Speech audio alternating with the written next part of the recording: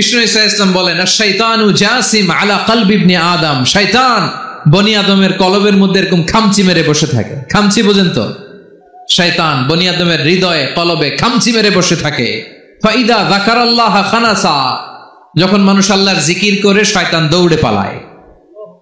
ওয়া ইদা গাফালা ওয়াসওয়াসা, আর মানুষ যখন অমনোযোগী হয়, গাফিল হয়, শয়তান আবার টেম্পটেশন দেয়, আবার ধোঁকা দেয়, আবার ওয়াসওয়াসা দেয়। এজন্য বিশ্বনবী বলতেন লা ইয়াজালু লিসানুকা রাতবান মিন যিকরিল্লাহ, সব সময় প্রতি মুহূর্তে সর্বক্ষণে তোমার জিহ্বাটা আল্লাহর জিকির দিয়ে ভিজা রাখবা, আল্লাহর জিকির দিয়ে সিক্ত রাখবা, তাহলে কবুল করবে কে? সবাই পড়েন সুবহানাল্লাহ আলহামদুলিল্লাহ লা ইলাহা, সুবহানাল্লাহ আলহামদুলিল্লাহ লা ইলাহা ইল্লাল্লাহ লা ইলাহা ইল্লাল্লাহু মুহাম্মাদুর রাসূলুল্লাহ সাল্লাল্লাহু আলাইহি ওয়াসাল্লাম। প্রিয় ভাইরা, আল্লাহ তাআলার অনেকগুলো নাম আছে। আল্লাহ তাআলার এই নামগুলো ধরে তার নাম আমাদের ডাকতে হবে, জপতে হবে। বিষ্ণু ঈসা ইসলাম বলেন ইন্না লিল্লাহি 99 ইসমান মিআতান ইল্লা ওয়াহিদা, আল্লাহর রয়েছে 99টা নাম, এক কম 100।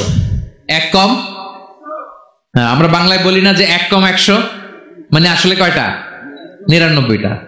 বিশ্বনবী বলেন আল্লাহর 99টা নাম আছে, মিআতান ইল্লা ওয়াহিদা, এক কম 100। মান আহসাহা দাখালাল জান্নাহ, যে ব্যক্তি 99 নাম মুখস্থ করে তার সিনার ভেতরে রাখবে, আল্লাহ তাআলা তাকে জান্নাত দিয়ে ধন্য করে দেবে। এবার বলেন আল্লাহর নামগুলো জানার দরকার আছে না নাই? হ্যাঁ, এই নামগুলো আমরা জপব, মুখস্থ করব। এই নামগুলো আগে আয়ত্ত করতে হবে। এই নামের যে অর্থ সেটা অনুধাবন করতে হবে। এই নামের যে দাবি সেটা মানতে হবে। সিবগাতাল্লাহ ওয়া মান আহসানু মিনাল্লাহি সিবগা ওয়া নাহনু লাহু আবিদুন, আল্লাহর রঙে রঙিন হইতে হবে। আমার আল্লাহ দয়ালু, আমরাও দয়ালু হতে হবে। আমার আল্লাহ সহনশীল, আমরাও সহনশীলতার চর্চা করতে হবে। আমার আল্লাহ মেহেরবান, আমরাও মেহেরবান হতে হবে। বিষ্ণু ঈসা ইসলাম আল্লাহর এই চমৎকার সুন্দরতম নামগুলো ধরে ধরে আল্লাহর কাছে চাইতেন। আপনি যখন দোয়া করবেন, আল্লাহর নামগুলো ধরে যদি দোয়া করেন, আল্লাহ ওই দোয়া ফিরায় দেয় না। সুবহানাল্লাহ বলেন। আপনি যদি দোয়ার মধ্যে বলেন ইয়া রহমান, সবাই বলেন ইয়া রহমান, ইয়া রহিম, ইয়া হাইয়ু, ইয়া কাইয়ুম, আল্লাহর চমৎকার নামগুলো ধরে ধরে যদি আল্লাহর কাছে ফরিয়াদ করেন, আল্লাহর নামগুলো ডাকে, মুহূর্তেই কবুল করবে কে? বিষ্ণু ঈসা ইসলাম এভাবে আল্লাহর নামগুলো ধরে ধরে জিকির করতেন, আল্লাহর নাম জপতেন। তিনি বলতেন আসআলুকা বিকুল্লি ইসমিন হুয়া লাক, আল্লাহ তোমার যত নাম আছে সব নামের ওসিলায় তোমার কাছে ফরিয়াদ করি, সব নামের ওসিলায়। আনসালতাহু ফি কিতাবিক, যে নাম তুমি তোমার কিতাবে নাজিল করেছো। আও আল্লামতাহু আহাদাম মিন খালকিক, অথবা তোমার কোন সৃষ্টিকে তোমার নাম তুমি জানিয়েছো। আও ইস্তাসারতা বিহি ফি ইলমিল গায়বি ইনদাক, অথবা গায়েবের জ্ঞানে তুমি তোমার নিজের জন্য ওই নামগুলো সংরক্ষিত রেখে দিয়েছো। সব নামের ওসিলায় তোমার কাছে চাই। সুবহানাল্লাহ পড়েন। তার মানে আল্লাহ তোমার যে নামগুলো আমরা জানি এগুলার ওসিলায়ও চাই, যে নামগুলো আমরা জানি না সেগুলোর ওসিলায়ও চাই। আল্লাহর সব নাম আল্লাহ আমাদেরকে জানায় নাই, কিছু নাম জানিয়েছেন, কিছু নাম তিনি জানান নাই। সুবহানাল্লাহ বলেন। আল্লাহ তাআলা তার কিছু নাম কোরআনে উল্লেখ করেছেন, কিছু নাম স্পেশাল কিছু নবীদেরকে জানিয়েছেন, আর কাউকে জানান নাই। কিছু নাম তিনি কিয়ামতের দিন আমাদের সামনে প্রকাশ করবেন যে এটাও আমার একটা নাম, এটা তোমরা কেউ জানতা না। সুবহানাল্লাহ, সারপ্রাইজ হিসেবে আল্লাহ তাআলা রেখে দিয়েছে, কেউ জানে না। কিয়ামতের দিন আল্লাহ তাআলা সেই নামগুলো জানাবেন। আর কিছু নাম আছে সেই নামগুলো আল্লাহ কোরআনেও বলে নাই, কোন নবীরেও জানায় নাই, কিয়ামতের দিনও সারপ্রাইজ হিসেবেও জানাবে না। ওই নামগুলো স্বয়ং খোদ আল্লাহ ছাড়া কেউ জানে না। এজন্য বিশ্বনবী দোয়ার সময় বলতেন আল্লাহ তোমার যে নামগুলো জানি, যে নামগুলো জানি না, সব নামের বরকতে তোমার দরবারে চাই, সব নামের ওসিলায় তোমার কাছে ফরিয়াদ করি। সুবহানাল্লাহ বলেন। তাহলে সূরা হাশরের মধ্যে আমরা আল্লাহর মোট কয়টা নাম পাবো দেখি, মনে আছে কিনা? হ্যাঁ, কয়টা? আওয়াজ করে বলেন কয়টা? মাশাআল্লাহ। এই 14টা শোনার আগ্রহ আছে? তাহলে প্রিয় বারুয়াখালীবাসী বলেন তো, সূরা হাশরের শেষ 3 আয়াতে আল্লাহর কয়টা নামের দেখা মিলবে? সবাই একসাথে আওয়াজ করে, কয়টা? আসুন আমরা শুরু করে দিই। আল্লাহ তাআলা বলছেন, হুয়াল্লাহুল্লাযী লা ইলাহা ইল্লা হুয়া আলিমুল গায়বি ওয়াশ শাহাদাতি হুয়ার রহমানুর রহিম। আল্লাহ বলেন, হুয়াল্লাহ, তিনি হলেন আল্লাহ, আল্লাযী লা ইলাহা ইল্লা হু, তিনি ছাড়া কোনো ইলাহ নাই। আছে নাকি? বারুয়াখালীবাসী আওয়াজ করে বলেন তো দেখি, আমাদের ইলাহ কয়জন? আর জোরে বলেন। একজন হইলে ভালো না বেশি হইলে ভালো?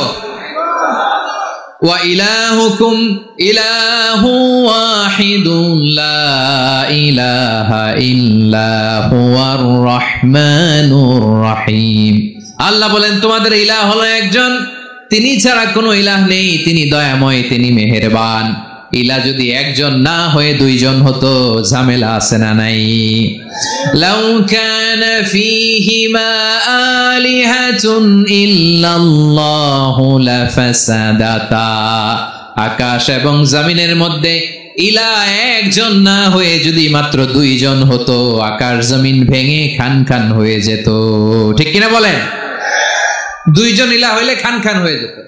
আমাদের রব একজন হইলে ভালো না বেশি হইলে ভালো? কথা বুঝতেছেন? আরে একজনের তো মন জোগায় চলতে পারি না, ঠিক কিনা? হ্যাঁ, একজন, তিনি যে আদেশগুলো দিয়েছেন আমাদের দুর্বলতার কারণে আমরা তো পারি না। যদি 10 জন হইতো, ওই 10 জনরে হ্যাপি করতে পারতাম, তাদেরকে স্যাটিসফাই করা যেত এত সহজে। 10 জনের 10 নিয়ম থাকতো। একজন বলতো আমার সেজদা দিবি সকালে, আরেকজন বলবে আমার জন্য নামাজ পড়বি 3 বার, আরেকজন বলবে আমার জন্য যাকাত দিবি এতবার, আরেকজন বলতো আমার জন্য কুরবানি দিবা এতবার। তাহলে আমাদের জন্য কঠিন হয়ে যেত, ঠিক কিনা? যদি ইলাহ একজন না হয়ে একাধিক হতো, একজন বলতো না আমি মহাবিশ্ব এভাবে চালাবো, আরেকজন বলতো না আমার মন চায় এভাবে, আমি এভাবে চালাবো, একজন বলতো সূর্য আমি পূর্ব দিকে উঠাবো, আরেকজন বলতো না আমি দক্ষিণ দিকে উঠাবো, আরেকজন বলবে না আমি উত্তর দিকে উঠাবো। এরকম আছে না নাই? ঝামেলা লেগে যেত। এজন্য বেশি রব হইলে আমাদের জন্য ঝামেলা, খোদা বেশি হইলে আমাদের লস। একজন হওয়াতে আমরা বেঁচে গেছি। বারুয়াখালীবাসী আওয়াজ করে না, কথা বলে না। রব খোদা একজন হওয়াতে আমাদের সুবিধা হয়েছে না? এজন্য আল্লাহ বলেন, লা ইলাহা ইল্লাহু, তিনি ছাড়া তোমাদের কোনো ইলাহ নাই, তিনি একজন। লা ইলাহা ইল্লাহু আলিমুল গায়বি ওয়াশ শাহাদা, তিনি প্রকাশেরও মালিক, অপ্রকাশেরও মালিক। তিনি যেটা ওপেন এটাও জানেন, যেটা গোপন সিক্রেট ওইটাও জানেন। আলিমুল গায়বি ওয়াশ শাহাদা, তিনি গায়েবের মালিক, গায়েবের জ্ঞানী, যেটা দেখা যায় না, অদৃশ্য, জানা নাই, এটাও তিনি জানেন। এগুলো জানতে তার কোনো মাধ্যমের প্রয়োজন হয় না। অতীতে কি হয়েছে, বর্তমানে কি চলছে, ভবিষ্যতে কি হবে, সব তার জ্ঞানের ভেতরে আছে না নাই? এজন্য আল্লাহ বললেন আলিমুল গায়বি ওয়াশ শাহাদা, তিনি গায়েবের জ্ঞান রাখেন, তিনি দৃশ্য জগতের জ্ঞান রাখেন, তিনি প্রকাশ্য জগতের জ্ঞান রাখেন, তিনি গোপন জগতের জ্ঞান রাখেন। তার কাছে কোনো কিছু গোপন নাই, ঠিক কিনা বলেন? হুয়ার রহমানুর রহিম, তিনি হলেন দয়াময়, তিনি হলেন মেহেরবান। এই যে শুরু হলো 14 নামের প্রথম 2টা, আর রহমান আর রহিম। হুয়ার রহমানুর রহিম, তিনি হলেন the most gracious, the most merciful, তিনি দয়াময়, তিনি অতিশয় মেহেরবান। সুবহানাল্লাহ বলেন। তার দয়ার কোনো শেষ নাই, তার মায়ার কোনো শেষ নাই। আল্লাহ, তাহলে 14টা নামের মধ্যে কয়টা পাইলাম? একটা কি? আর রহমান।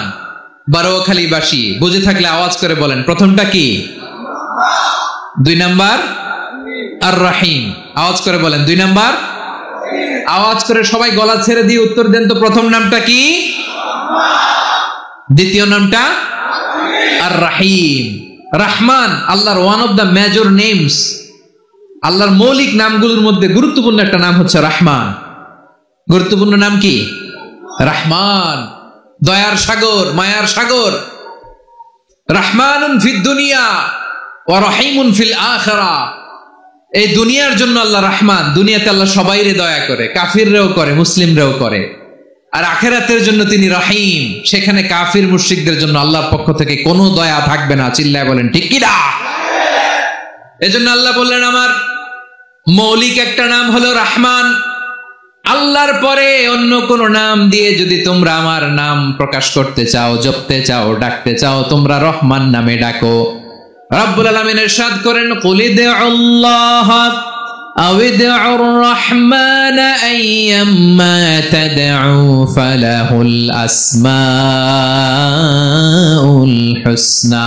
আমাকে আল্লাহ নামে ডাকো কিংবা আমি আল্লাহকে রহমান নামে ডাকো, যে নামেই ডাকো না কেন আমার আছে অনেকগুলো সুন্দর সুন্দর নাম।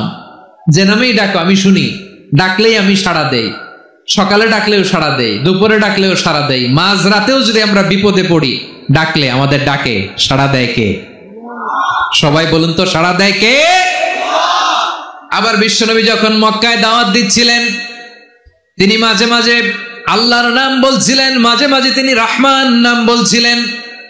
যখন তিনি বললেন ওয়াইদা কিলা লাহুম উসজুদু লিররহমানি ক্বালু ওয়ামার রহমান। বিশ্বনবী মক্কায় যখন মক্কার কাফিরদেরকে, কুরাইশদেরকে বলল তোমরা রহমানকে সিজদা দাও, রহমানের ইবাদত করো, রহমানের জন্য সিজদায় লুটিয়ে পড়ো, মক্কাবাসী বলে রহমান আবার কে? রহমান রে তো চিনি না। রহমানকে আল্লাহ চিনি, রহমান চিনি না। মক্কাবাসী কি বলে? কারে চিনে?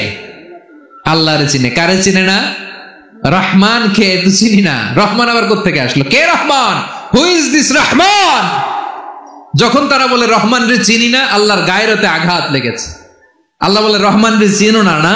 তাদেরকে চিনানোর জন্য আল্লাহ ৭৮ আয়াত বিশিষ্ট আর রহমান নামে কোরআনে একটা সূরা নাজিল করেছেন।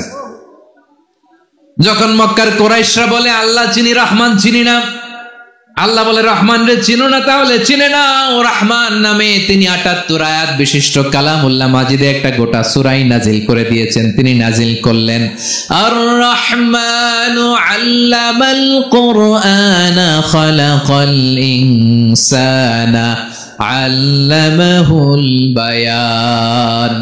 দয়াময় রহমান শেখালেন কোরআন, বানালেন ইনসান, শেখালেন বায়ান। দয়াময় রহমান শেখালেন কোরআন, বানালেন ইনসান, শেখালেন বায়ান। দয়াময় রহমান শেখালেন কোরআন, বানালেন ইনসান, শেখালেন বায়ান। পড়েন আল্লাহু আকবার। আল্লাহ বলে রহমান কারে বলে চেনো না? শুনে নাও, ৭৮ আয়াত বিশিষ্ট গোটা একটা সূরা নাজিল করে দিলাম, সূরাতু আর রহমান। আর রহমান তিনি দয়ালু, আল্লামাল কোরআন, তিনি মানুষকে কোরআন শিখিয়েছেন, খালাকাল ইনসান, মানুষ বানিয়েছেন, আল্লামাহুল বায়ান, মানুষকে কথা বলা, বর্ণনা করা শিখিয়েছেন। পড়েন সুবহানাল্লাহ। গোটা একটা সূরা নাজিল করেছেন, সূরাতু আর রহমান।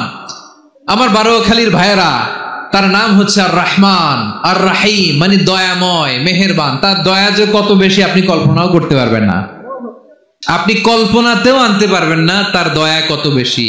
বিশ্বনবী সাল্লাল্লাহু আলাইহি ওয়াসাল্লাম ফরমান লাম্মা কাদাল্লাহুল খালকা কাতাবা ইনদাহু ফাওকা আরশিহি। আল্লাহ যখন মহাবিশ্বের সব সৃষ্টি করে সারলেন, তিনি আরশের উপরে লিখলেন সাবাকাত রাহমাতি গাদাবি, সাবাকাত রাহমাতি গাদাবি। কোথায় লিখছে? আরশের উপরে। আওয়াজ করে বলেন তো কোথায় লিখেছে? আরশের উপরে আল্লাহ লিখলেন সাবাকাত রাহমাতি গাদাবি। এর মানে হলো আমার দয়ার কাছে, আমার ভালোবাসার কাছে আমার ক্রোধ পরাজয় বরণ করেছে, আমার দয়ার কাছে আমার রাগ কিংবা ক্রোধ পরাজয় বরণ করেছে। মানে আমি আল্লাহর দয়া আছে, আবার আমি আল্লাহর ক্রোধ বা রাগ আছে, কিন্তু আমি আল্লাহর রাগের চেয়ে দয়া বেশি। আওয়াজ করে বলেন আল্লাহর রাগ বেশি না দয়া বেশি? আল্লাহর যদি রাগ থাকতো আমরা বাঁচতে পারতাম? যে পরিমাণে আকাম কুকাম আমরা করি, অপকর্ম করি, অন্যায় করি, জুলুম করে জুলুমের আড্ডাখানা বানিয়ে রেখেছি গোটা দুনিয়াকে, আল্লাহ যদি মুহূর্তে মুহূর্তে রেগে যেতেন আমরা বাঁচতে পারতাম? মহাবিশ্ব সৃষ্টির পরেই তিনি আরশের উপরে লিখেছেন সাবাকাত রাহমাতি গাদাবি, মানে আমি আমার দয়ার কাছে আমি আল্লাহর ক্রোধ, রাগ, ক্ষোভ এটা পরাজিত হয়েছে। সুবহানাল্লাহ বলেন। আবার বিষ্ণু বললেন জাআলাল্লাহুর রাহমাতা মিয়াতা জুজ, আল্লাহ দয়ার ভালোবাসাকে 100 টুকরা করলেন। 99 টুকরা দয়া মায়া ভালোবাসা আল্লাহ নিজের কাছে রেখে দিলেন, আর 1 টুকরা দয়া মায়া ভালোবাসা আল্লাহ গোটা বিশ্বের সবার মাঝে ঢেলে দিলেন। দয়া মায়া ভালোবাসা 100 টুকরা করে আল্লাহ নিজের কাছে রাখছেন কয় টুকরা? সবাই বলেন 99 টুকরা। আর গোটা বিশ্বের সবার মাঝে ভাগ করে দিয়েছেন কয় টুকরা? এবার এই 1 টুকরার নমুনা দেখেন তো পৃথিবীতে। স্বামী স্ত্রীর জন্য কত ভালোবাসা, বন্ধু বন্ধুর জন্য কত ভালোবাসা, গার্লফ্রেন্ড বয়ফ্রেন্ডের জন্য গলায় ফাঁস লাগে, আছে না নাই?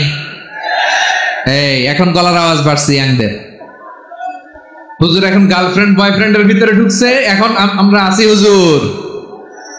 জেগে উঠছে বারুয়াখালী।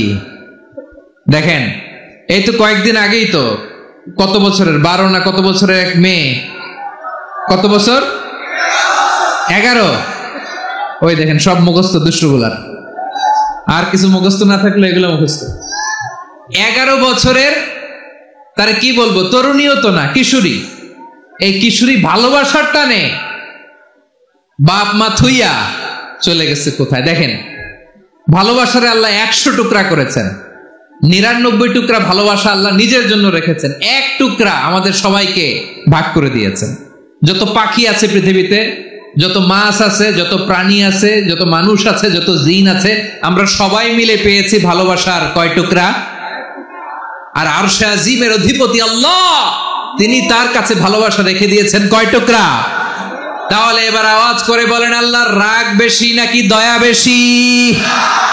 আল্লাহ তুমি দয়ার সাগর রহমানুর রহিম, তোমার দয়ায় পূর্ণ আমার সারা নিশিদিন। সবাই পড়েন আল্লাহ তুমি দয়ার সাগর রহমানুর রহিম, তোমার দয়ায় পূর্ণ আমার সারা নিশিদিন। আল্লাহু আকবার। আল্লাহ বলেন রাহমাতি ওয়াসিআত কুল্লা শাই, গোটা বিশ্বের সব জায়গায় আমি আল্লাহর রহমত বিস্তৃত, এমন কোন জায়গা নাই যেখানে আমি আল্লাহর রহমত নাই। ঠিক কিনা বলেন? এমন কোন জায়গা নাই আমি আল্লাহর রহমত নাই। আমি আল্লাহর রহমত ছাড়া গাছের একটা পাতা নড়ে না, আমি আল্লাহর দয়ার রহমত ছাড়া গাছের একটা পাতা পড়ে না, আমি আল্লাহর দয়ার রহমত ছাড়া আকাশ থেকে 1 ফোঁটা বৃষ্টি ঝরে না। তিনি হলেন রহমান, তিনি হলেন রাহিম। ঠিক কিনা বলে? আল্লাহরে চিনতেছেন? আলোচনার বিষয় কি? আসুন আমাদের রবকে চিনি। তিনি হলেন আর রহমান, তিনি হলেন আর রাহিম। তার দয়ার কোনো শেষ নাই, তার মায়ার কোনো শেষ নাই। বনি ইসরাইলের এক লোক 500 বছর আল্লাহর ইবাদত করেছে। কয় বছর? কোথায় জানেন? সাগরের মাঝখানে এক পাহাড়, ওই পাহাড়ের উপরে বসে 500 বছর টানা আল্লাহর ইবাদত। দিনে আর রাতে একবার করে নিচে নামতেন। সেখানে আল্লাহ তাআলা পাথরের ভেতর থেকে তার জন্য মিঠা পানির ব্যবস্থা করে দিয়েছেন, আর একটা ডালিম গাছের ব্যবস্থা করে দিয়েছেন। সকালে নামলে একটা টসটসে ডালিম, রাতে নামলে টসটসে ডালিম। এগুলো খেয়ে খেয়ে 500 বছর সে আল্লাহর ইবাদত করেছে। আর সে আল্লাহর কাছে বলেছে, আল্লাহ আমি যখন মারা যাব সেজদারত অবস্থায় যেন মারা যাই। ঠিকই আল্লাহ সেজদারত অবস্থায় সাইয়েদনা আজরাইলকে পাঠিয়ে দিলেন। সেজদারত অবস্থায় লোকটা মারা গেল। 500 বছর ইবাদতের পরে আল্লাহর দরবারে কিয়ামতের কঠিন ময়দানে যখন লোকটা হাজির হয়ে যাবে, আল্লাহ বলবেন আদখিলু আবদি আল জান্নাতা বিরহমাতি, আমার বান্দাকে আমার দয়া আমার ভালোবাসা দিয়ে জান্নাতে ঢুকায়া দাও। 500 বছর ইবাদত করছে তো আমার দয়ায় আমার বান্দারে জান্নাত দাও। এই বান্দা বলে বালবি আমালি, আল্লাহ তোমার দয়া লাগবে কেন? আমি আমার আমল দিয়ে জান্নাতে যেতে চাই। কি দিয়ে? কথা বুঝে নাই বোধহয়। আল্লাহর এই বান্দা কি দিয়ে জান্নাতে ঢুকতে চায়? আমল দিয়ে। আল্লাহ বলছে আমার দয়ায় আমার বান্দারা জান্নাতে নিয়ে যাও। ফেরেশতারা এ বলে আল্লাহ তোমার দয়া লাগবে কেন? সেজদা তো কম দেই নাই, জিকির করতে করতে 500 বছর শেষ করে দিলাম, আবার তোমার দয়া লাগবে? আমি তো আমার আমলেই জান্নাতে যেতে পারি। আল্লাহ বলবেন তাই, ঠিক আছে আমি চাইলাম দয়া দিয়ে জান্নাত দিব, তুমি চাইলে আমল দিয়ে ঢুকবা, ঠিক আছে, তোমার আমল আর আমার যে দয়া দুইটার একটু মাপ দেই। তোমার 500 বছরের ইবাদত এক পাল্লায় রাখো। আর আল্লাহ বললেন, আমি যে দয়া করে এই দুনিয়ার নাজ নেয়ামত বিউটি সৌন্দর্য দেখার জন্য তোমার দুটা চোখ দিয়েছিলাম, দুটা নয় একটা চোখ আরেক পাল্লায় রাখো। রাখা হবে, দেখা যাবে ওই 500 বছরের ইবাদত হালকা হয়েছে আর মুহূর্তের মধ্যে আল্লাহর দেয়া একটা চোখের নেয়ামত ভারী হয়ে গিয়েছে। আল্লাহ বলবেন, তোমার কথা মতো মাপ দেয়া হলো, এবার ফলাফল দেখো, হিসাব বলে তুমি এখন জাহান্নামে যাবা, go to the hell fire, যাও এবার জাহান্নামে যাও। মাপ জোখে যখন আসছো আমার সাথে হিসাব ক্যালকুলেশন, যাও তুমি এবার জাহান্নামে যাবা।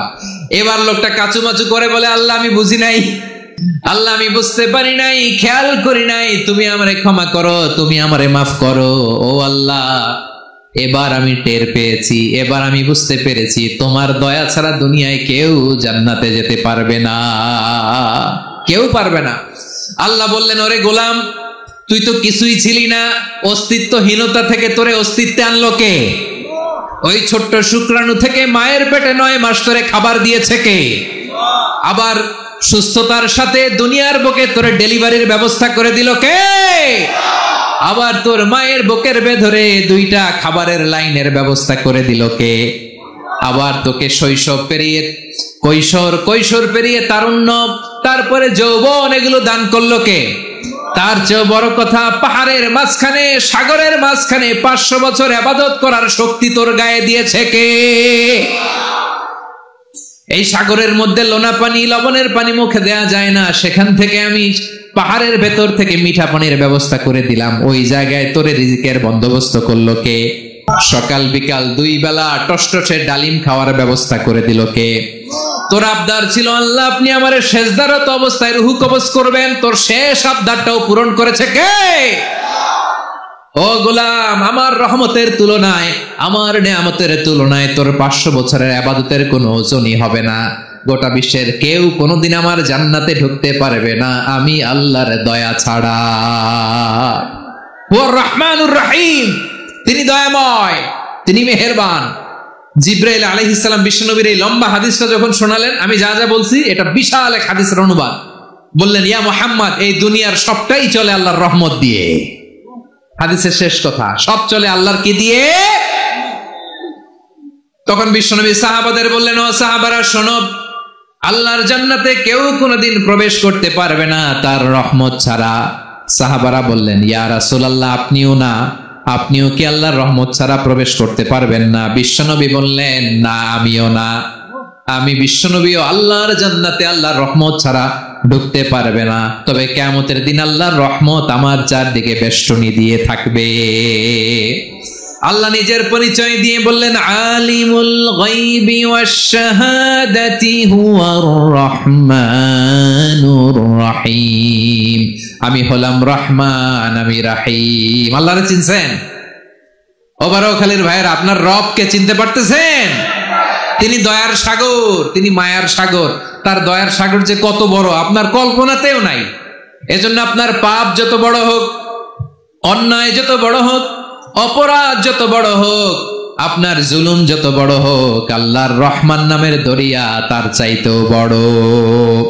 আল্লাহ বললেন, খুলিয়া ইবাদিয়াল্লাযীনা আসরাফু আলা আনফুসিহিম লা তাকনাতু মির রাহমাতিল্লাহ ইন্নাল্লাহা ইয়াগফিরুয যুনুবা জামিআ ইন্নাহু হুয়াল গফুরুর রহিম। ও আমার গুনাহগার বান্দারা শোনো, জুলুম করেছো, ভুল করেছো, অন্যায় করেছো, আল্লাহর রহমত থেকে নিরাশ হয়ো না। আমরা বিশ্বাসীরা কশিনকালে আল্লাহর রহমত থেকে নিরাশ হব না, ঠিক কিনা বলেন? আল্লাহর রহমত থেকে নিরাশ হবেন? ভুল করে ফেলছেন, আরে ভুল তো সবাই করে, পাপ হয়েছে, আরে পাপ তো সবার আছে, আপনারা সবাই পাপী, সবাই পাপী।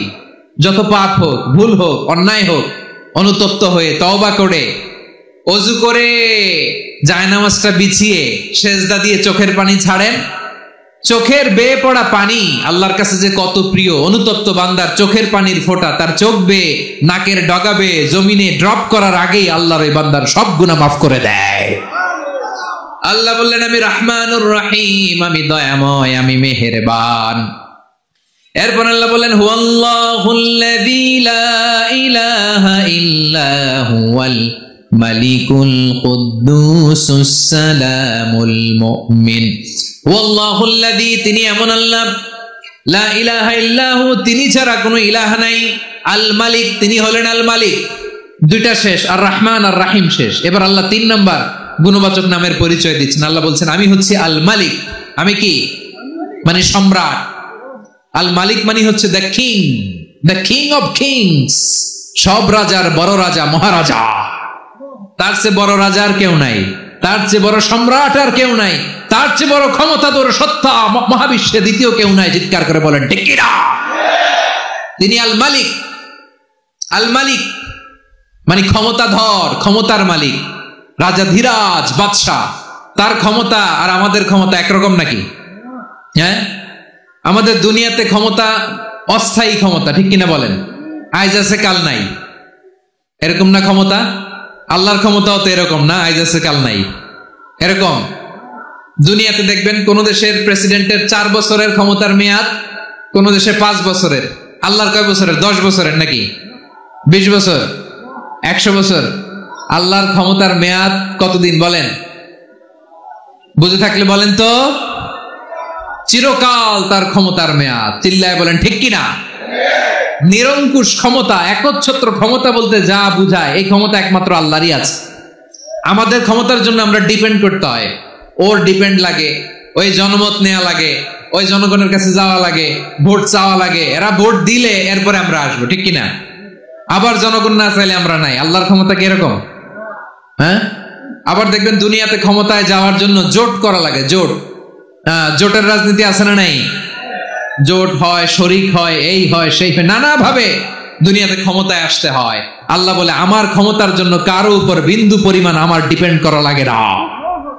সৃষ্টি শুরু থেকে আমি ক্ষমতার চেয়ারে বসা, মহাবিশ্বের শেষ পর্যন্ত, সীমাহীন ভবিষ্যৎ পর্যন্ত আমি ক্ষমতার চেয়ারে থাকবো। আমি হলাম আল মালিক। আমার ক্ষমতার কোনো কমতি নাই, কোনো ঘাটতি নাই। কেউ আমার ক্ষমতা থেকে নামাতে পারবে না। পারা যাবে? এই যে আমরা ফ্যাসিস্ট সরকারের যে আপনারা নামাই দিছেন গণ অভ্যুত্থান করে, মনে আছে? 5ই আগস্টের কথা ভুলে গেছেন এত তাড়াতাড়ি? মনে আছে? আছে।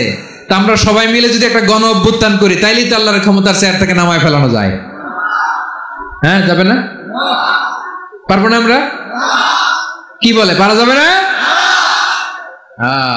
আচ্ছা, আমরা নয় পারলাম না, জিন জাতি যদি আমাদের সাথে জয়েন করে, ম্যানকাইন্ডের সাথে জিনকাইন্ড, ইফ দে জয়েন আস, সবাই মিলে একটা গণ অভ্যুত্থান, রেভলিউশন, ডেমনস্ট্রেশন, প্রোটেস্ট, সবাই মিলে যদি একটা অভ্যুত্থান করি, তাইলেই তো আল্লাহর ক্ষমতা শেষ। আওয়াজ করে বলেন, তাইলেই কি আল্লাহর ক্ষমতা শেষ হবে? তাহলে আমরা সবাই মিলে একটা গণ অভ্যুত্থান যদি করি, আল্লাহর ক্ষমতা থেকে নামানো যাবে? আল্লাহ বলেন না, আমি হলাম আল মালিক, আসল ক্ষমতার মালিক, the king of kings, the owner of ultimate power, the owner of ultimate authority, the owner of ultimate sovereignty. নিরঙ্কুশ একচ্ছত্র ক্ষমতার মালিক হচ্ছি আমি আল্লাহ। আল্লাহ তাআলা সূরা মুলকের শুরুতে বলছেন, তাবারাকাল্লাযী বিয়াদিহিল মুলকু ওয়া হুয়া আলা কুল্লি শাইইন কাদির। মহিমান্বিত সত্তা, যার হাতে ক্ষমতা, তিনি যা চান তাই করতে পারেন। আওয়াজ করে বলেন তো তিনি কে? আবার আল্লাহ বলেন, কুলিল্লাহুম্মা মালিকাল মুলকি তুতিল মুলকা মান তাশাউ ওয়া তানজিউল মুলকা মিম্মান তাশা ওয়া তুইজ্জু মান তাশাউ ওয়া তুযিল্লু মান তাশাউ বিয়াদিকাল খায়র ইন্নাকা আলা কুল্লি শাইইন কাদির। আল্লাহু আকবার। হে নবী, আপনি বলুন, আল্লাহুম্মা মালিকাল মুলক, আল্লাহ আপনি ক্ষমতার মালিক।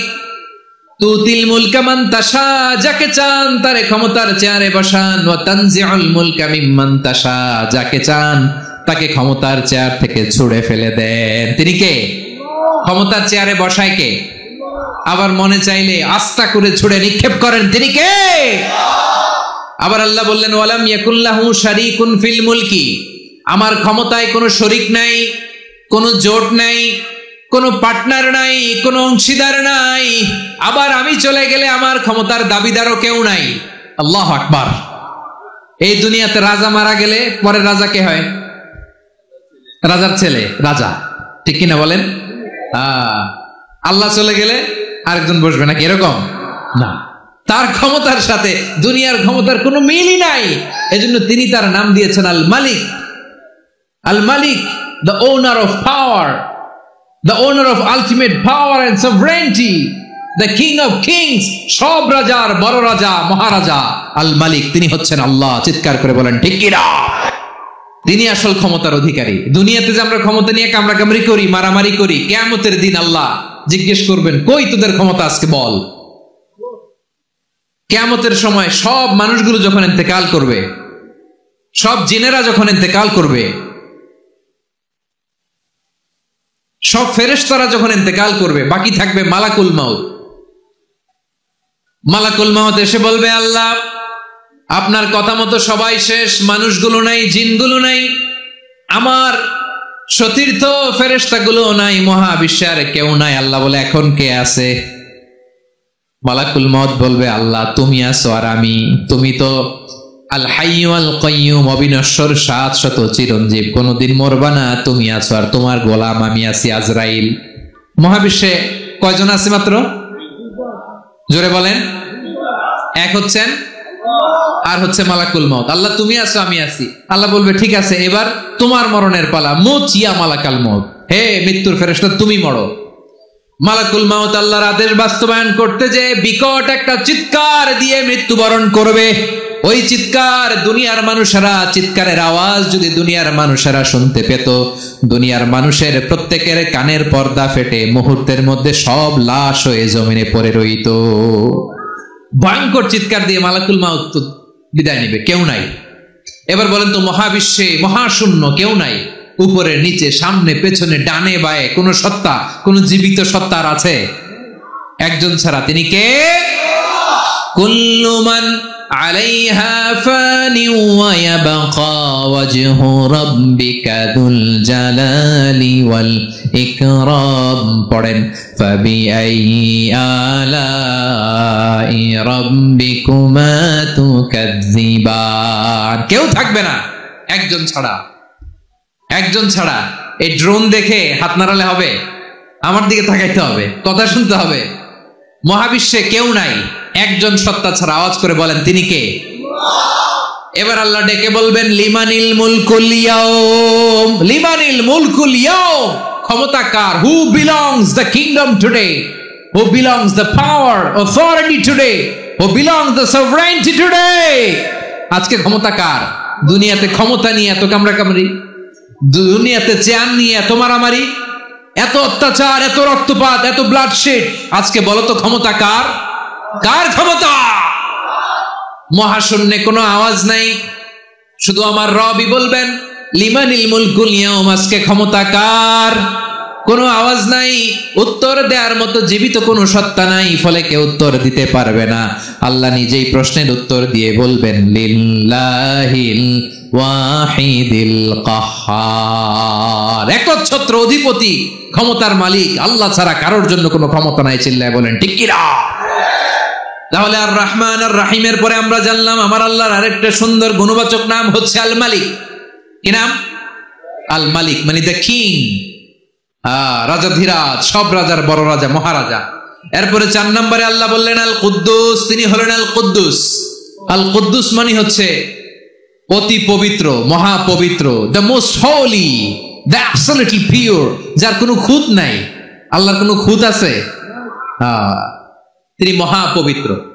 আল্লাহর পবিত্রতা যখন আমরা বর্ণনা করি আল্লাহ খুশি হয়ে যান, কারণ তার সত্তার একটা বৈশিষ্ট্য হচ্ছে তিনি আল কুদ্দুস। বারোয়াখালীবাসী আল্লাহর নামটা একটু জপেন না, বলেন আল কুদ্দুস, সবাই আওয়াজ করে আল কুদ্দুস। অতি পবিত্র, তার মধ্যে কোনো অপবিত্রতার ছিটে ফোঁটা নাই, মহাপবিত্র, the most pure, the most holy, অতি পবিত্র। ফেরেশতারা বলেছিল, আল্লাহ আপনি মানুষ কেন বানাবেন? নাহনু নুসাব্বিহু বিহামদিকা ওয়া নুকদ্দিসু লাক। এই যে নুকদ্দিসু কুদ্দুস পাইছেন? তারা বলেছিল, আল্লাহ মানুষ কেন বানাবেন? মারামারি করবে, আমরাই তো ভালো, আমরাই আপনার মহিমা বর্ণনা করি, আমরাই আপনার পবিত্রতা বর্ণনা করি। নুকাদ্দিসু লাক, তার মানে আল কুদ্দুস। আবার আমার নবী বিশ্ব নবী যখন সিজদায় লুটিয়ে পড়তেন, আম্মা জানা এসে বলেন, আমরা তো সিজদার মধ্যে সুবহানা রাব্বিয়াল আলা বলেই শেষ, কিন্তু বিশ্বনবী তাহাজ্জুদের নামাজে, নফল নামাজে, সুন্নত নামাজে 3 বার সুবহানা রাব্বিয়াল আলা তাসবিহ পড়ার পরে তিনি পড়তেন সুবহুন কুদ্দুসুন রাব্বুল মালাইকাতি ওয়ার রূহ। সুবহ কুদ্দুস রব্বুল মালাইকাতি ওয়ার রূহ। সিজদায় লুটিয়ে পড়ে বিশ্বনবী এই দোয়াটা পড়তেন। নফল নামাজে, সুন্নাত নামাজে কিংবা তাহাজ্জুদের নামাজে সুবহানা রাব্বিয়াল আলার পরে কি পড়তেন? সুবহুন। আওয়াজ করে বলেন, সুবহুন কুদ্দুসুন রব্বুল মালাইকাতি ওয়ার রূহ। মানে আল্লাহ আপনি প্রশংসিত, আল্লাহ আপনি অতি পবিত্র, আপনি সব ফেরেশতা কুলের রব, ফেরেশতাদের সরদার জিব্রাইলের রব। সুবহানাল্লাহ। আজকে থেকে পড়বেন সিজদায়? হ্যাঁ, বারোখালীবাসী পড়বেন নাকি? হুজুর নামাজে তো পড়ি না। হ্যাঁ, এরকম নফল নামাজে, তাহাজ্জুদের নামাজে, সুন্নত নামাজে সিজদার যে তাসবিহ সুবহানা রাব্বিয়াল আ'লা 3 বার পড়ার পরে আমার ভাইরা, মহিলা প্যান্ডেলে আমার যে মায়েরা বোনেরা আছে, আজকে তো রেকর্ড হয়ে যাবে, কালকেই ভিডিও পেয়ে যাবেন। 3 বার সুবহানা রাব্বিয়াল আ'লা পড়ার পরে পড়বেন সুবহুন কুদ্দুসুন রব্বুল মালাইকাতি ওয়ার রূহ। পড়বেন তো ইনশাআল্লাহ? আবার বিশ্বনবী বলেন ইন্নাল্লাহা তাইয়্যিব লা ইয়াকবালু ইল্লা তাইয়্যিবা। আল্লাহ পবিত্র, পবিত্রতা ছাড়া তিনি কিছু গ্রহণ করেন না, অপবিত্র কোনো কিছু আল্লাহ গ্রহণ করে না।